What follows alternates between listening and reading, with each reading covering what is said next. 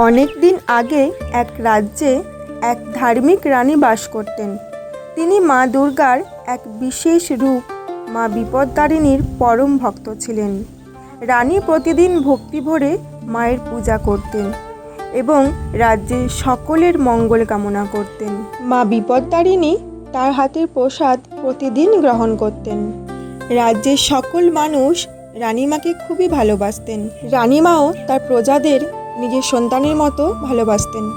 একদিন কৌতূহলবশত রানী তার সইকে বললেন, তোদের ঘরে যে মাংস রান্না হয় তা আমাকে একবার এনে দেখাতে পারবি? কেমন দেখতে হয় আমি দেখতে চাই। সই প্রথমে রাজার ভয়ে রাজি হতে চায়নি, কিন্তু রানীর খুব জোর জবরদস্তিতে সে রাজি হয়ে যায়।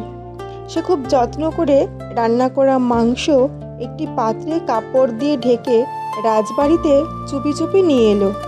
কিন্তু রাজবাড়ির এক কর্মচারী এই ঘটনা দেখে ফেলল এবং মহারাজকে গিয়ে খবর দিল যে রানীমা প্রাসাদে নিষিদ্ধ মাংস আনিয়েছেন। খবর শুনে রাজা রাগে অগ্নিশর্মা হয়ে তলোয়ার হাতে রানীর কক্ষে ছুটে এলেন।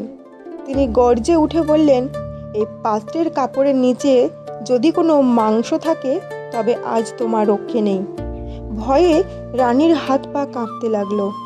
নিরুপায় হয়ে রানী মনে মনে মা দুর্গাকে ডাকতে লাগলেন, রক্ষা করো মা বিপদতারিণী, আমার সম্মান রক্ষা করো, আমার প্রাণ বাঁচাও মা। রাজা যখন ঝটকা মেরে পাত্রের ওপর থেকে কাপড়টি সরালেন তখন সেখানে কোনো মাংস ছিল না। অলৌকিকভাবে সেই পাত্রটি ভরে উঠেছিল 13টি লাল জবা ফুল আর 13 রকমের ফলে। মায়ের এই অসীম কৃপা দেখে রাজা বিস্মিত হলেন এবং রানী নিজের ভুল বুঝতে পেরে সেই ফুল ও ফল দিয়েই মায়ের পুজো করলেন। সেই দিন থেকে রাজবাড়িতে আরও ঘটা করে মা বিপদতারিণীর পুজো হয় এবং 13 গাছি লাল সুতোকে 13টি দুর্বাঘার সহযোগে 13 গিঁট দিয়ে রক্ষা কবচ করে প্রত্যেকের হাতে পরিয়ে দেওয়া হয়। কার কার বাড়িতে মা বিপদতারিণীর পুজো করা হয় অবশ্যই কমেন্ট করে বলবেন।